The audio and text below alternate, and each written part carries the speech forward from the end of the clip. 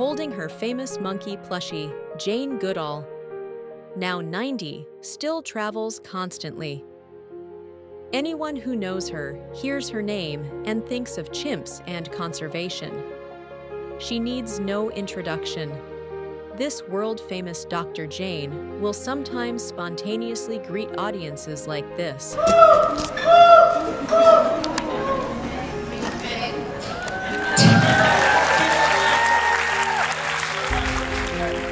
She's the face of animal rights and conservation.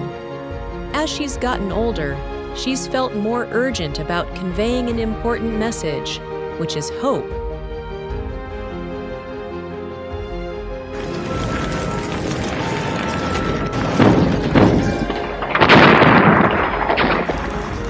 These aren't hopeful times. The world has become increasingly chaotic. The climate is getting more extreme. Globalism is slowly fading away. Me-first nationalism is on the rise, and climate denial is spreading. How do you stay hopeful? Many people wonder, but in the midst of doubt and confusion, Jane becomes a source of strength. She believes we can turn this around and save the Earth. Hope paired with action is our only way forward. But if we lose hope, we do nothing and we're doomed. So my job is to make people at least hopeful enough that, and we do it, it's scientifically proved, we have a window of time when we can start slowing down climate change, slowing down loss of biodiversity, protecting forests, restoring different environments. But we've got to take action now. Jane's message of hope draws from science, with most of it coming from her own experience. Jane Goodall was born in London in 1934. As a child, she moved to her grandmother's, a lush estate in southern England with verdant countryside, an escape from war. She loved reading Tarzan of the Apes, often climbing trees to read, dreaming of Africa someday. Remarkably, as a baby, her father gave her a toy chimp, commemorating London Zoo's first chimp birth, named Jubilee. Little did anyone know she'd forge a lifelong bond with chimps. Not once during my whole childhood when I had Jubilee, not once did I think of studying chimpanzees. I thought of going to Africa. In fact, I dreamed of it, and I dreamed of living with wild animals and writing books about them. But I wouldn't have, nobody thought of studying wild chimpanzees. We knew nothing about them. They were kind of alien. And, I think it was a coincidence. As a child, Jane was deeply curious about nature. She once brought earthworms to bed, but her mother didn't scold her for this. Most mothers would throw them out. Yeah. But she said, Jane, you were looking at them so intently. I think you were wondering, how do they walk without legs? And then she said, but they'll die if you leave them here. They need the earth. And so she helped me take them back into the garden. That's how wise she was. At age 5, she snuck into the henhouse to watch eggs hatch, disappearing for hours. And at 12, she formed a nature group with her sister and friends, called the Alligator Club. As president, she required members to adopt nature-themed aliases.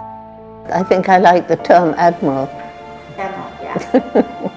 Well, Yeah. as simple as that. And also, red admiral butterflies are very beautiful.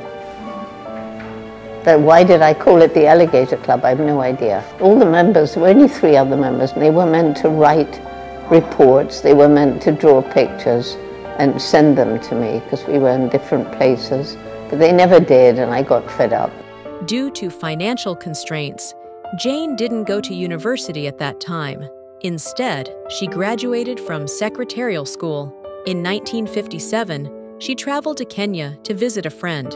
Through this connection, she landed a job at Gombe Stream National Park in Tanzania, studying chimpanzees. Despite having no experience, renowned paleoanthropologist Louis Leakey boldly hired her.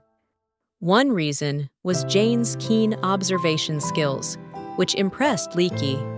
Armed with binoculars and a notebook, she ventured into the forest, trying every way to approach the chimps, but the first months yielded nothing. Then one day, she observed chimps using tree twigs to fish termites from mounds. This was a groundbreaking discovery. I knew we were defined as man the toolmaker. And I knew this was going to be very exciting to my mentor, Louis Leakey. Leakey's reaction to the report was, "Now we must redefine tool, redefine man, or accept chimpanzees as human." Jane became an overnight sensation. That National Geographic cover made her world famous, but her revolutionary methods sparked controversy. She used naturalistic observation, such as giving chimps individual names and noting their personalities and emotions. Later, while pursuing her PhD, she faced criticism for being unscientific and biased. And one of the things I was told when I got to university was to be a good scientist, you cannot have empathy. You must be objective, and you can't be objective if you have empathy. And that's not true. You can be perfectly objective. It just means controlling your emotions. Jane's work on chimpanzees was revolutionary. Through her observations, the world gained a deeper understanding of this species, which shares 98.7% of human DNA. She uncovered more, like their sense of community, mutual care, and maternal love. When I was watching the chimp mothers with their infants, what I learned from them, first of all, they have enormous fun with their infants, and they'll play with them and tickle them and laugh. So I thought, I'm going to do that with my son. And I did just what old Flo did. I lay on my back and held my son up in the air, dangling, and tickled him, and he laughed just like a baby chimp. To ensure chimpanzee research and conservation would continue, she founded the Jane Goodall Institute in 1977 to raise funding for the work. Jane initially believed chimps were better than humans until she witnessed the Gombe chimpanzee war. It certainly changed my understanding to know that they have this very violent side which I hadn't seen before. But animals act on impulse. Humans, however, plan it out. Violence starts, people join in. So in that way, we're like chimpanzees. But then we go worse than chimpanzees, because we can do all these things and plan it out. In 1986, her life took a major turning point. That year, she attended a conference where she learned that forests were disappearing, causing chimp populations to decline, and that chimps were often used as medical test subjects. At that moment, she transformed from a primatologist to a conservationist. Something that happened. Right. Can you talk about There was no decision. When I realized what was going on, not only in the wild, but also in medical research and training of circus chimps, it all came out at that conference. And suddenly I knew that my next step was to try and, didn't know what to do, but I had to try and do something. So there was no thinking it through. People said, must have been a hard decision. It was just something changed inside me. She began criticizing the medical field, speaking out that using chimps for experiments was inhumane. Then, she was invited to visit laboratories and was utterly shocked by what she saw. Going into the lab was one of the hardest things I've ever done. It was shocking. And when I came out from seeing these appalling conditions, all the top people from the American National Institute of Health, they were all sitting around a table. I didn't know they were going to be there, waiting for me to say something. And I was nearly in tears. So I said what came into my head. I said, I imagine you're all caring, compassionate people and feel much as I do about what's going on in there. Well, they could hardly say they weren't caring and compassionate. And in fact, it turns out most of the people working on, chimp medical stuff They don't even see the chimps. They just send in and ask for a little vial of blood or serum or something. This was during the AIDS epidemic, and scientists thought that using our closest relatives for testing would yield the best results. After years of advocacy spearheaded by her, scientists finally conducted a study on whether chimp testing was truly necessary. The answer was no. Consequently, the U.S. government finally banned biomedical research on chimps in 2015. It was a long and difficult process. When COVID hit, Jane couldn't travel. She was confined to her home in England. Right now, the best way to slow down the spread of the virus is to do what they call social distancing. I chose to follow the advice of my doctor and friends and remain grounded at home in the UK at just about the same time as events in my planned North American tour were being cancelled. It's frustrating, but I must stay healthy. I've got so much more to do before I die. She wasn't surprised by what happened. Humans had invaded animal habitats, and nature was bound to strike back. She spoke out with urgency, indicating that without change, humanity faces self-destruction. So she doubled down on educating the public and advocating for animal welfare. All over the world, we've been destroying the places where animals live in order to get materials to build our homes, our cities, and to make our own lives more comfortable. And as a result, we've brought the climate crisis on ourselves. Though unable to travel, her schedule got even more packed. It was the busiest time in my life, and my voice has never recovered. Because for 2 whole years, I was doing up to 4 Zooms a day with interviews, with lectures, with conferences, with videos. Right.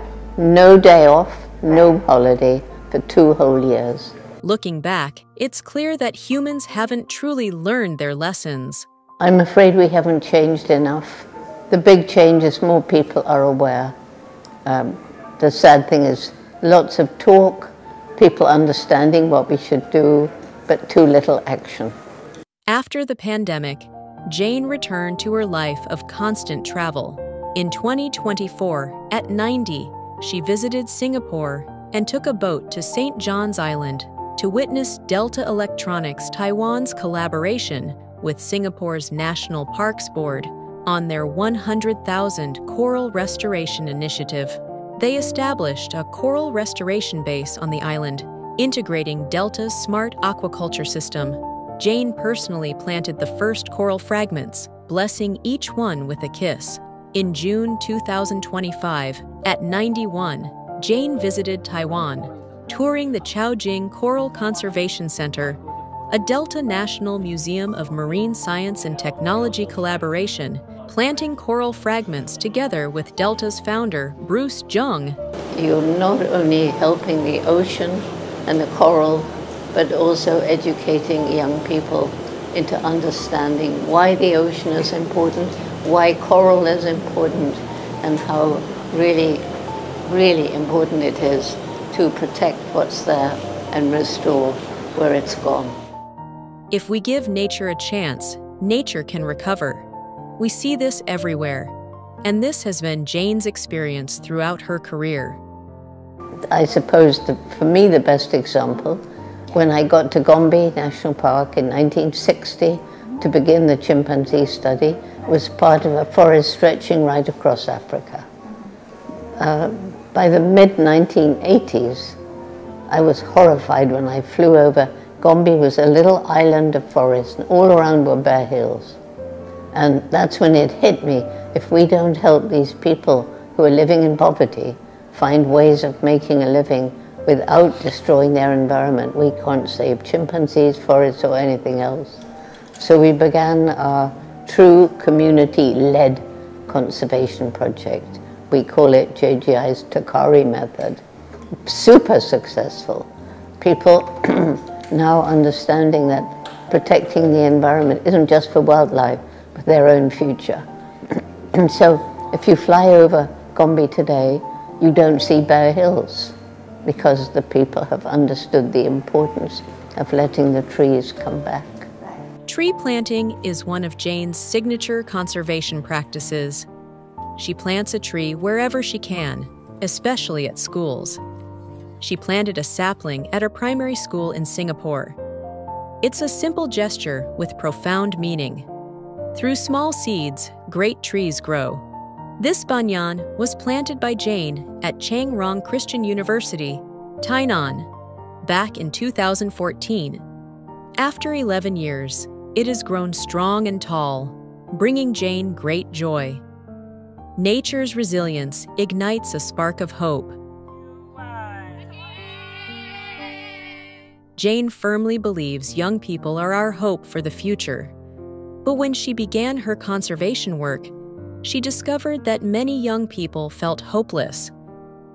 In her only public speech during her 2025 visit to Taiwan, Jane spoke with deep conviction. Since the Industrial Revolution, we have been compromising the future of future generations. We're still doing it today.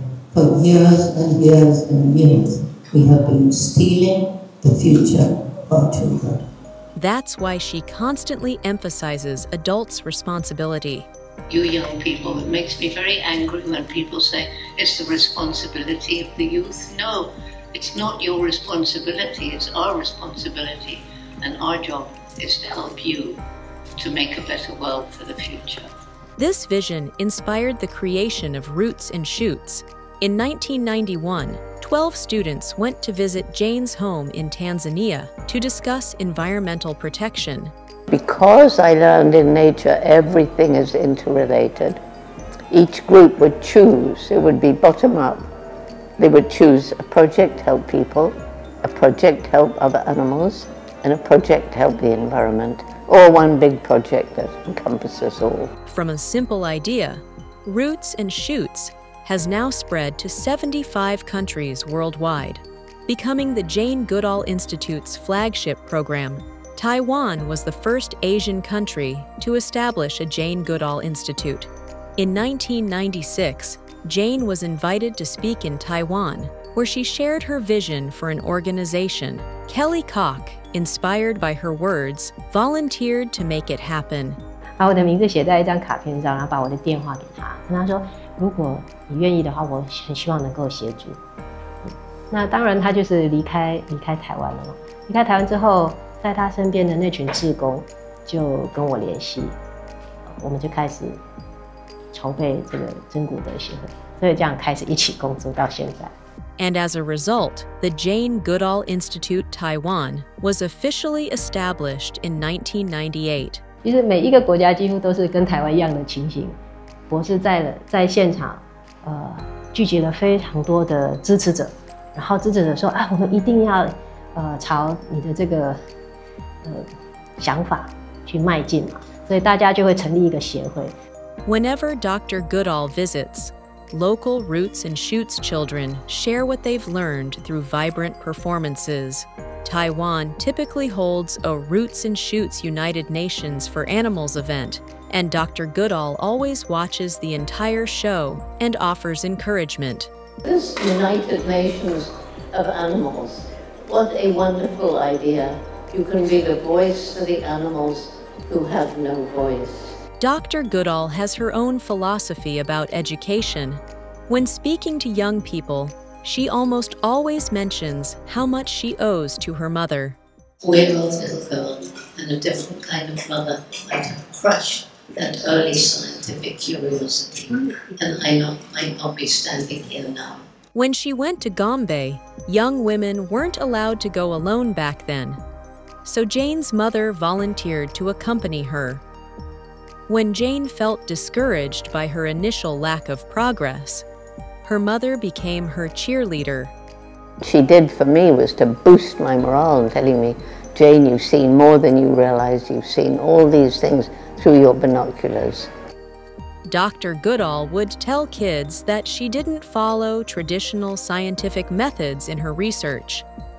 Well, I'm an obstinate kind of person, So I didn't do what the professors wanted. I just went on writing about the chimpanzees as they are. To help children understand that animals have feelings, she uses puppets to bring her stories to life, like the African hero rats, which are trained to search for survivors in disaster rubble. They're so small they can creep around in the rubble, and if they find somebody who's alive, they ring a little bell around their neck. Pigs are also remarkably intelligent. There was a pig in South Africa destined for slaughter, but she was rescued by an artist. And she noticed that this little pig was watching very carefully. So one day she put up an easel and she gave the pig a paintbrush in her mouth, and the pig started painting. This pig became known as Pigcasso.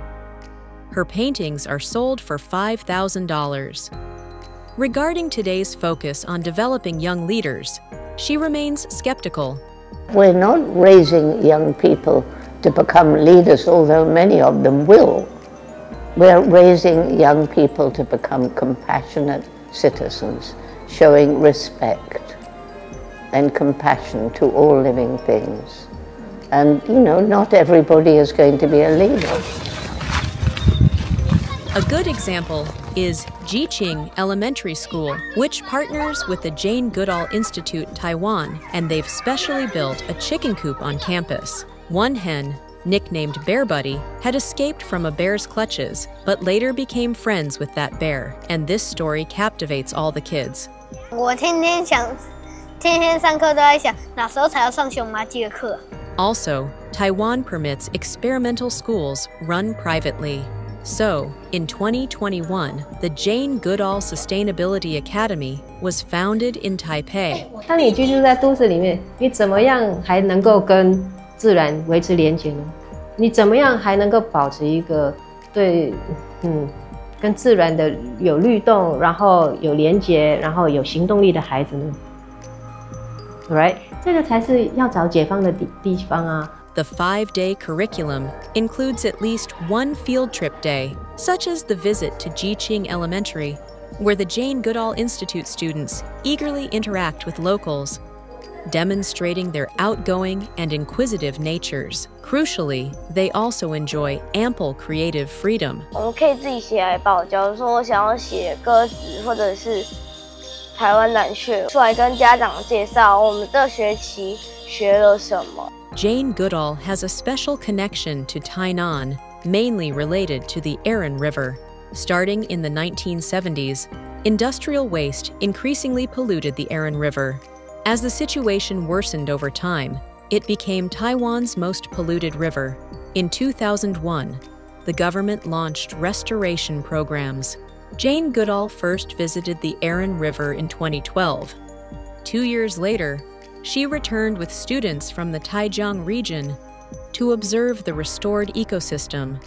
She was delighted to see vibrant life returning to both riverbanks. Well, first of all, I want to say that I'm very, very impressed and proud of you for what you're doing to make this a cleaner and more beautiful river. So I know the story of this river. I know how dirty and filthy and dangerous it was, dangerous because it made people sick. And so I think it's very impressive and lucky that the government decided to do a major removal of a lot of this electric waste. And I think it's wonderful to have young people like you involved, because you're going to be angry if you've worked really hard to clean up a piece of the river and you see people throwing garbage in, you're going to be cross and tell them to stop it. Inspired by Jane Goodall, Changrong Christian University in Tainan established the International Jane Goodall's Roots and Shoots Eco Center on campus in 2014. Walls are built using earth wrapping techniques with various seeds embedded within, creating a living ecosystem. 理想很好，它开始长的时候，不是我们理想中就自然长了，因为它在这个浇灌的过程中，泥土的这个缝隙还有这个透水率，结果我们克服很多的问题，包括现在我们还引用了这个 IoT 的技术，监控它的湿度，然后监控它的一个就是滴灌的这个速度，甚至我们又衍生到如何能够用循环水。Throughout this development, faculty and students worked together solving problems. When Jane Goodall visited the university in 2025, she finally saw it firsthand and listened intently to the university's presentation.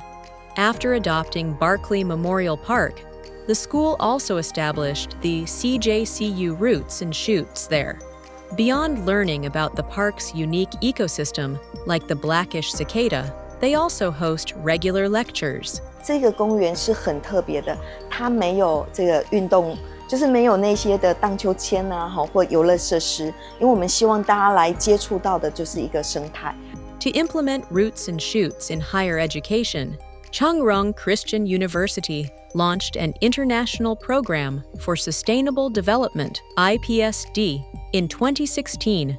This program, taught entirely in English, recruits African students involved in Roots and Shoots to study in Taiwan, while also internationalizing local students. 在大学里面有一个真正的学系或学程，所以我们就决定用永续发展国际学位学程来启动。而且我们希望欢迎博士在非洲种下的根与芽，那能够继续往高等教育发展。这个在大学部分推动相当不容易，因为我们不容易定这一个所谓的专业是什么，但是它的确是未来的一个专业，所以我们也透过这样发展出更具有未来性的课程。This African student, who's painting here, arrived in Taiwan just 2 months ago. When talking about Roots and Shoots, his passion is evident. I like to be a voice of voiceless, so animal can't explain their needs. If I'm not a dialect, a member of Roots and Shoots like when I was in the school, but I will still be a Roots and Shoots member by doing these activities even outside the school.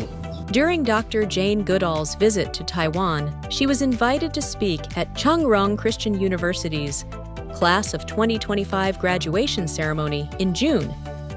Delivering Inspiring Hope Through Action, African students who had grown up hearing about Dr. Goodall were particularly excited to finally meet their childhood hero in person. These 3 African students see Dr. Goodall as their role model and are filled with hope for the future. I want to become like Dr. Jane Goodall. He's a very, very great person in this world. I was doing environmentally, so I just want to be more focused on environment, try to educate people, try to, give people awareness based on environment. That's what I know according to me. I want to become like Jane Goodall and more. And I want more to inspire young girls like me to focus on achieving their dreams, to put more effort in their dreams, to believe in themselves. Meanwhile, a groundbreaking event in Singapore drew crowds of devoted followers. 2 conservation giants shared the stage. Dr. Goodall was joined by Dr. Sylvia Earle, the renowned marine biologist and oceanographer, who has pioneered deep-sea exploration for over 4 decades. One champions the land, while the other champions the ocean. Together, they represent 179 years of wisdom, yet they continue traveling the world for conservation, leading by example. Dr. Goodall reminded everyone that everything is interconnected. What keeps these conservation warriors most hopeful is young people. Jane and I agree, I think probably everyone in this room agrees that the best reason for optimism about the future are the kids coming along. We now know what the problems are, but we know what the solutions are.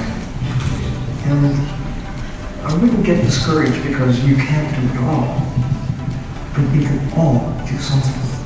Every single individual makes an impact every single day. We all need to do our bit. Yes. That's the key message. It's happening. Once, a kid asked Dr. Goodall what her next goal was. This was her answer.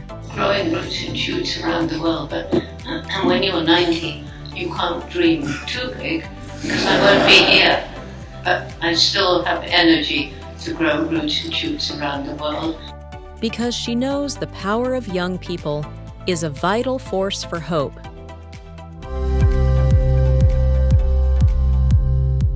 Humans undoubtedly possess extraordinary knowledge, but knowledge doesn't equal wisdom. We're intellectual, but if we were intelligent, we would not be destroying our only home. So we've lost the wisdom. Young people are excited about technology. When Taiwanese youth spoke with Dr. Goodall, they specifically asked for her views on AI. The problem of AI is a really, really difficult one. We have to remember that at the moment anyway, AI is a tool in human hands. And what we do to AI now, how it gets programmed to apparently take over, that's going to make all the difference in the future. Dr. Goodall mentioned places like Senegal, where chimp communities are difficult to approach. Now, AI can identify individual chimps, making research much easier. But she admits her understanding of AI is limited. I'm too old to really get into the benefits and the downside of AI. I can see some of the benefits. I can also understand some of the harm AI can do if it gets in the wrong hand. Her response highlights the crucial role of human choices, despite overwhelming scientific evidence that climate change stems from human activity. Some still choose denial. Jane advocates for voluntary population optimization to reduce human impact, but faces backlash from pronatalists like Elon Musk. Undeniably, nature's destruction largely stems from excessive human desires. We're just destroying nature very often because we have take from nature so much more than we actually need. When you go shopping, do you actually need another dress? Do you actually need another pair of shoes? Or do you just think, well, that would be nice? So Jane believes that when we shop, we must consider environmental impact. When you buy something, first of all, ask questions. When it was made, did it harm the environment? Was it cruel to animals? Is it cheap because people are being paid unfair wages? If the answer is yes, then try and find something that was made in a less harmful way. But Jane knows changing behavior isn't easy. It must begin by touching hearts. I truly believe the only way we can really create change in people is not by arguing with them or pointing out that they're bad people or what they're doing wrong or what they should be doing right, but a story to reach the heart. So it's when head and heart work in harmony, then we can attain our true human potential. This perhaps explains Jane's journey from meat eater to vegetarian to vegan. She recalls reading Animal Liberation on a plane in 1975. And he wrote this book about the conditions in the factory farms. And it shocked me, deeply, deeply shocked me, to think that we could put cows and pigs and chickens and turkeys and whatever else in tiny crates, giving them no chance to be outside in the grass. And when I next looked at a piece of meat on my plate, it was on the plane, I think it was chicken actually, and I looked at it and I thought, this symbolizes fear, pain, death. I don't want to eat that. Later, she watched undercover footage of dairy farming and witnessed calves separated from their mothers.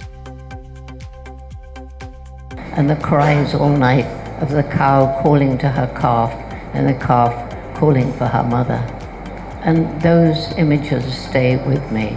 So that's why I became a vegan. Jane advocates for ethical eating, including plant-based meat, for multiple reasons. Beyond preventing animal cruelty, there's environmental pollution from industrial farming and meat consumption that harms human health. Ironically, plant-based meat tastes too much like meat, and she can't bring herself to eat it. You know, plant-based meat, I mean meat that is not meat, it's excellent for people who really like meat and want to give it up, because it tastes the same. It tastes so much like meat that I can't eat it, because I gave up meat because I didn't want to eat animals. And so when something tastes like an animal, I can't eat it. Jane eats simply and sparingly. She owns just a few pieces of clothing, has little desire for material things, and believes she came to this world with a purpose. I know that what I'm doing now is what I was put on this planet to do. So I just do the best I can to raise awareness. She's incredibly focused and disciplined about her mission, and she gets up at 6 in the morning every day for work. What's impressive is how she travels everywhere with virtually no jet lag. 一落地就马上工作了，一落地，而且是从不同的，像从欧洲飞亚洲，亚洲飞美洲，这样子飞。他确实是现在因为年纪比较大，我们都会让他到的那一天有一天的时间。Because she spends over 300 days a year traveling, Jane has dry eye syndrome and is sensitive to light. She's extremely independent. She doesn't like others doing things for her. When taking the high-speed rail in Taiwan, you would see her insisting on carrying her own things. 按照我的观察，她是没有在想她的年龄的吧？因为 she's ageless， 所以对她来说，她从52岁就开始拎着行李到处跑。为什么她91岁了需要别人帮她拎行李呢？所以现在她的说辞不太一样了。现在她一手拎一个行李的时候，我们要帮她拿的，她就说我一手拎一个才会平衡。While waiting for the train, kids interacted with Jane in such a lively, natural way. Jane's childlike spirit was apparent. In fact, no matter who she's with, she treats them with genuine sincerity. This has never changed. 她一直以来就是她的这种对待生命、对待彼此的一个哲学，对待朋友都是很真诚的。我觉得这是非常宝贵的，而且这么多年来都没有改变。Throughout this journey, she's relied on herself and a group of friends who believe in her vision, and she's never been swayed by fame or fortune. 对于她的使命的永远不怀疑的这个执着，即使很累，即使很多挫折、很多挑战，她都没有去斜杠啊。我也常从博士身上看到一个具体的一个实践者，就是永不放弃，而且要充满了盼望，所以他的 hope 一直在激发着我们。那当然，这个过程我们看到，其实它是很简单的行动，可是你要做得很久，就会变得很不平凡。This Malaysian Chinese gentleman is Jane's biggest fan and heads Roots and Shoots Malaysia. He joins Jane whenever possible during her Asian tours. So why am I following Dr. Jane? Well, because I'm so inspired by her amazing passion, and myself, I draw a great deal of energy from being with her and seeing the work that she does around the world. And so that's why I'm really big fan of Dr. Jane, and I follow her everywhere she goes, as much as possible anyway. However, the biggest challenge for this sort of mission is funding. There's struggle every single year, and there's 25 Jane Goodall Institutes, and they all raise money differently. Jane received the Tang Prize in Sustainable Development back in 2020.